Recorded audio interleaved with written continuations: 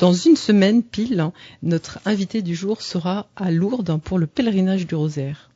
Ce pèlerinage prendra une dimension particulière pour notre invité et je vais lui laisser tout de suite la parole. Martine L, bonjour. Bonjour Isabelle. Alors je réutilise ce nom que nous avions utilisé à l'époque quand on s'était rencontrés il y a quelques années. Une dizaine d'années. Une dizaine d'années. À propos de votre livre, Le jour où j'ai pu pardonner les crachats de ma mère. Vous voulez resituer globalement le contexte, Martine ? On peut vite fait, j'ai été maltraitée par ma mère et il y a eu une enfance difficile de souffrance et non de aucun amour de la part de cette mère maltraitante. Je me suis retrouvée à la rue pendant mon adolescence. S'en est suivi après un parcours très chaotique dans ma vie d'adulte puisque je portais toutes ces souffrances en moi depuis des années. Quand nous nous sommes rencontrés, on peut dire que vous étiez plutôt dans une période de résilience. Oui, tout à fait, puisque j'ai eu la chance de rencontrer des personnes qui m'ont mis en chemin avec le Seigneur et du coup ça a changé beaucoup de choses dans ma vie et ces personnes avec tout le travail que j'ai fait sur moi m'a amené à poser un pardon qui a été très important pour moi et pour aussi délivrer ma maman de notre histoire familiale. Toujours est-il que vous vous êtes retrouvés sans plus aucun lien familial, ni avec votre maman, ni avec le reste de la famille. Oui, c'est encore très très douloureux aujourd'hui puisque tous les miens sont près du Seigneur et moi-même je n'ai pas réussi à construire cette famille qui m'a peut-être tant manqué. On sent que ça c'est une souffrance chez vous, Martine, et que cette souffrance vous a accompagné depuis votre arrivée à Laval, même si vous avez pu pardonner, même si vous avez été très résiliente. Oui, parce que je dis souvent la solitude, c'est vrai, c'est une vraie souffrance que les gens ne mesurent pas toujours. En ce qui me concerne, cette solitude, elle est lourde parce que je n'ai aucun lien familial. Au quotidien, dans les fêtes, où il y a rien, c'est un vide, c'est un néant en moi. C'est la croix, moi, que je porte tous les jours, de pas avoir réussi à construire de cellules familiales. Et bien sûr, j'en souffre énormément. Et heureusement que je suis quelqu'un de très actif, où je me donne auprès de personnes, où je fais du bénévolat, notamment à Laval. Et heureusement que j'ai ces accroches-là qui me permettent justement de sortir de chez moi et d'avoir des liens à l'extérieur.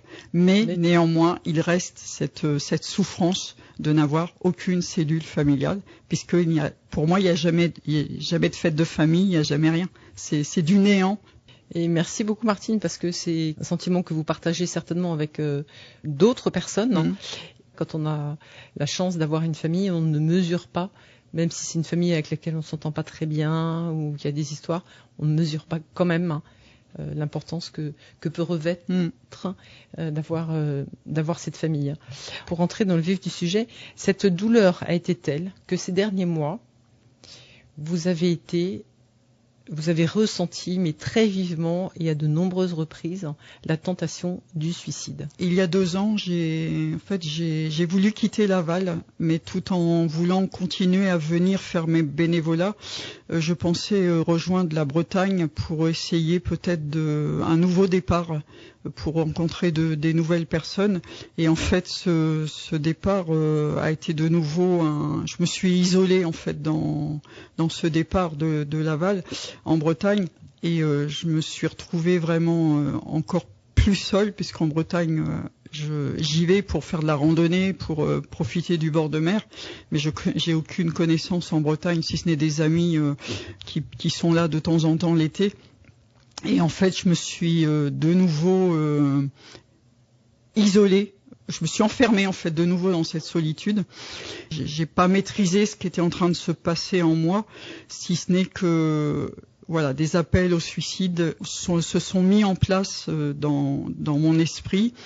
Et au fil du temps, ces appels au suicide étaient de plus en plus présents, étaient de plus en plus lourds. Ils étaient là le matin, ils étaient là au cours de la journée. Ils étaient là la nuit, bien sûr, et le matin, j'en étais arrivée à ne plus avoir envie de me lever et de vouloir continuer à avancer sur mon chemin de vie. Concrètement, quand je parle de tentation du suicide, vous parlez d'appel au suicide, il y a une nuance. Là, c'était vraiment des appels au point que cette période-là, dans les derniers temps, avant que je réagisse, je me suis fait très peur. C'est-à-dire que je me suis vue passer à l'acte. Je savais pas encore comment, mais je savais que j'allais passer à l'acte parce que j'en pouvais plus en fait de cette souffrance d'être tout le temps seule.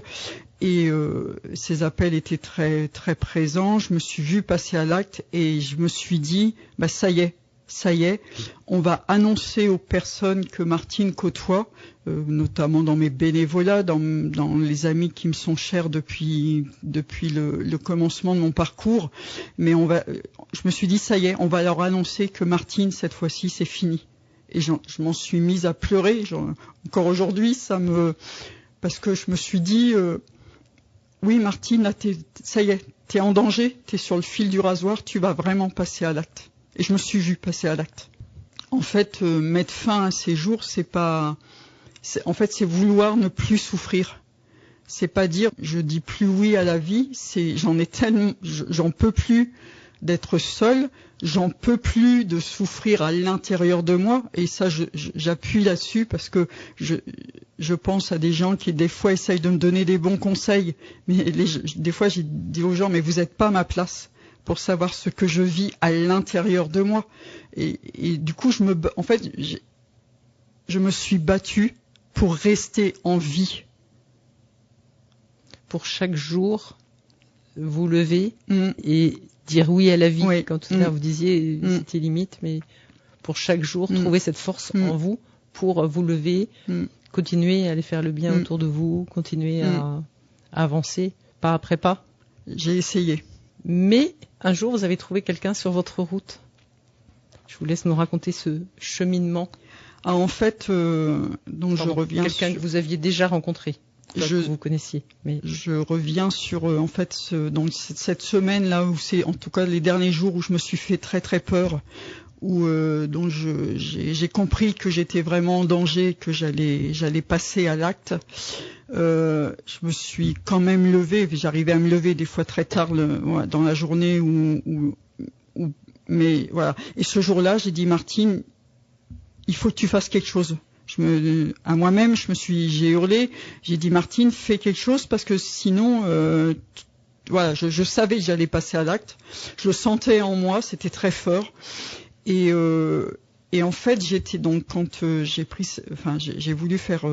J'étais en Bretagne cette semaine-là. Je me rappelle très bien. Et j'ai regardé j'étais pas loin de Sainte-Anne-d'Auray, au sanctuaire. Et du coup, j'ai dit, je vais regarder sur Internet s'il y a quelque chose qui se passe là ces jours-ci au sanctuaire de Sainte-Anne-d'Auray. J'ai dit, en tout cas, je veux aller prier auprès de Marie. Je sentais que voilà, je devais aller prier tellement j'allais pas bien. Et j'ai eu cette chance que la semaine où j'ai regardé, il y avait la Troménie de Marie en Bretagne. Alors pour ceux la Troménie, c'est un pèlerinage de Marie qui se passe sur 3 mois, je crois. Et Marie, avec des pèlerins, va de village en village. Et là, en fait, c'était la dernière étape de cette Troménie. Pardon, en 3 mois. Oui, en 3 mois. C'est ça. Voilà. Et en fait, la dernière étape arrivait à ce samedi-là à Sainte-Anne-d'Auray. Et là, j'ai dit, j'ai dit, j'y vais. J'ai dit là, je voulais aller à Sainte-Anne, mais j'ai dit donc je vais aller à Sainte-Anne-d'Auray ce samedi-là. Donc j'ai fait un petit bout du dernier tronçon qui marchait jusqu'au sanctuaire.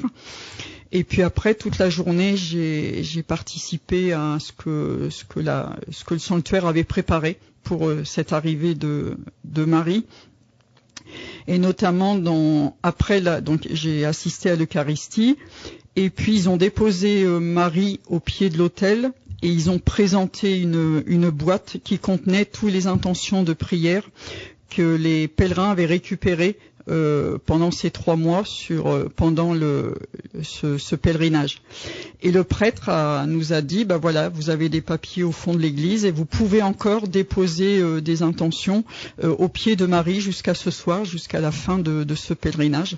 Et après, ils seront remis à des sœurs pour prier sur ces intentions.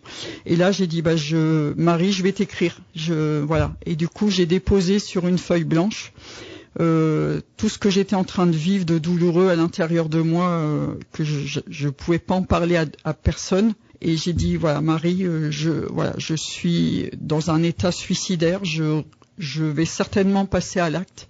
Et j'ai dit maintenant, voilà, Marie, je le dépose au pied de l'autel et maintenant ça t'appartient, je te le donne, je te l'offre. Et j'ai été déposer donc mon intention dans cette boîte. J'avais les larmes aux yeux. Et puis j'ai dit, maintenant, Marie, à ta grâce, Seigneur, voilà, à la grâce de Dieu, il m'arrivera ce qui m'arrivera, mais au moins je l'ai déposé. Et tout au long de l'après-midi, il y a eu des propositions spirituelles de fête à l'intérieur de la basilique. Et du coup, le prêtre, à un moment donné, a demandé aux gens qui étaient malades s'ils voulaient s'approcher pour recevoir pour être bénis par le sacrement. Ils avaient exposé le Saint-Sacrement. Et je vais quand même pas y aller. Je suis pas. Et en fait, j'étais au fond de l'église et j'avais les larmes aux yeux et j'ai dit, oui, je vais quand même oser m'approcher de toi, Seigneur, parce que oui, je suis malade. Ça se voit pas physiquement, mais je suis malade dans ma tête, dans mon cœur. Et donc, j'ai osé m'approcher. Je me rappelle, il y avait un monsieur qui était dans un fauteuil roulant. Je me suis mis à côté de lui, je me suis agenouillé et le prêtre donc est passé devant nous avec le Saint-Sacrement et nous a tous bénis. Je suis restée toute cette journée, j'ai assisté à la veillée et puis après je suis rentrée là où j'étais en Bretagne et puis un peu sonnée de cette journée qui avait été quand même un peu bousculante pour moi et surtout que j'étais seule et du coup je pouvais encore une fois pas partager avec quelqu'un ce que je venais de vivre. Et puis donc le dimanche se passe et bizarrement le lundi matin je me réveille, enfin je me lève et j'avais l'impression d'aller bien dans ma tête et j'étais un peu contente de me dire il se passe quelque chose. Vous savez, quand on est malade on veut guérir tout de suite et là, j'osais pas trop être en joie parce que je me suis dit peut-être que c'est passager, mais que ça va revenir dans ma tête. Et du coup, la semaine s'est passée relativement, je vais dire, pas trop mal. Et en fait, ces faits se sont passés 8 jours ou 10 jours avant que je parte au pèlerinage du Rosaire à Lourdes, où je suis hospitalière maintenant depuis 5 ans, puisque je vais être titularisée cette année. J'arrive donc au pèlerinage du Rosaire, où j'ai la joie de retrouver toutes mes sœurs hospitalières et les brancardiers. Et mais je sentais en moi qu'il y avait encore quelque chose qui était fragile, et j'allais bien, mais et là je vais à la grotte vers Marie et là je me mets en prière et je dis Marie, je viens dire à Marie en fait à la grotte ce que je venais de vivre à Sainte-Anne-d'Auray, mais je dis c'est pas fini. J'ai dit en fait Marie, je te demande maintenant ici à Lourdes de venir me confirmer si tu as bien pris en compte ces appels au suicide et je te demande vraiment d'en être vraiment libérée ici à mon retour de Lourdes. Voilà ce que j'ai demandé dans ma prière à Marie à Lourdes. Et puis les hospitalières ont quand même vu, plusieurs m'ont dit Martine, t'as l'air bousculée, ça va pas, puisqu'ils connaissent quand même mon parcours. Et avec certaines où je suis très très proche, on est vraiment sœurs en hospitalité. 2 ou 3, je leur ai dit ce que j'avais vécu et la démarche que j'avais faite à Sainte-Anne-d'Auray et la prière que je venais de déposer à la grotte. Et ils m'ont dit Martine, t'es au bon endroit, là il faut vraiment que... Et du coup j'en ai parlé à ma responsable des hospitalières à Lourdes. et je lui demande si je peux rencontrer le prêtre qui nous accompagne par région. Donc, et là, elle me dit bah oui, Martine, il n'y a pas de problème. Elle dit en plus moi je le connaissais pas ce prêtre, parce qu'il est. Et du coup, elle m'obtient un rendez-vous avec le frère dominicain qui nous accompagnait cette année-là. Et là, le prêtre donc me dit, Martine, on va d'abord commencer par faire connaissance. Donc dans les grosses lignes, je lui raconte un peu mon enfance, mon adolescence difficile, voilà, ce parcours de maltraitance et mise à la rue, etc. Je suis tombée sur un prêtre vraiment à l'écoute, beaucoup de bienveillance. Donc je demande au prêtre si je peux recevoir avec lui là maintenant le sacrement de réconciliation. Donc il me dit oui. Et je lui dis, est-ce que vous pensez que le sacrement des malades à Lourdes pourrait aussi venir me confirmer et me donner cette guérison dont j'ai besoin de l'âme, puisque je veux repartir d'ici debout et non pas avec ces appels au suicide, parce que je commençais à aller mieux, mais je sentais que ça restait fragile, et puis voilà, j'en avais déjà eu, donc je sais que ça peut passer, mais ça revient régulièrement. Et il me dit oui Martine, vous allez recevoir on va tout faire pour que vous receviez le sacrement des malades, avec les malades pendant la grande célébration qui est organisée pendant le pèlerinage du Rosaire. Vous recevrez le sacrement des malades avec les malades. J'ai presque pas envie de vous interrompre et de vous laisser continuer, Martine. Donc le jour J arrive, puisque je crois que j'ai rencontré le prêtre là, je sais plus si c'était la veille ou 2 jours avant, je crois même que c'était la veille, ou peut-être 2 jours, enfin, toujours est-il que ça a été rapide pour moi. J'ai pas eu le temps de faire marche in arrière et mais d'aller au bout de la demande que je venais de faire. Et du coup, le matin, évidemment, j'étais toute tremblante. En plus, je devais désigner quelqu'un qui allait m'accompagner. Donc, évidemment, j'ai désigné une hospitalière, une sœur, je les appelle mes sœurs d'hospitalité, avec qui je suis très proche et qui étaient au courant de ce que je venais de vivre. Elles étaient plusieurs d'ailleurs autour de moi. C'était très fort. C'est un moment que j'oublierai jamais. Et par contre, ce qui a été difficile pour moi, elle m'a dit Martine, on est obligé de te mettre dans un fauteuil roulant parce qu'on va disposer tous les malades sur l'esplanade en fauteuil, parce qu'après c'est les prêtres qui ça. Je dis non, ça je peux pas. Je dis moi je dis mais si Martine, ça se passe comme ça, c'est le déroulement, c'est le procédé. Bon, je dis je sors avec toi debout, puis après je me mettrai au moment d'arriver sur l'esplanade, je me mettrai dans le fauteuil. Donc voilà, mais évidemment j'étais en larmes, il y en a plein qui me connaissent, qui sont venus prier avec moi avant l'Eucharistie. Évidemment, toutes les frères et sœurs hospitalières ne savaient pas ce que j'étais en train de vivre. Donc certains aussi ont dû se demander, Martine, elle est malade puisqu'elle va recevoir le sacrement. Donc je pense que certains aussi ont dû se poser des questions. Voilà, et il y a l'Eucharistie. Et moi j'avais demandé, et ça c'était important pour moi, j'avais demandé à la sœur hospitalière qui m'accompagnait, demande au prêtre qui m'a reçu que ce soit lui qui me donne l'onction, parce que c'était important pour moi.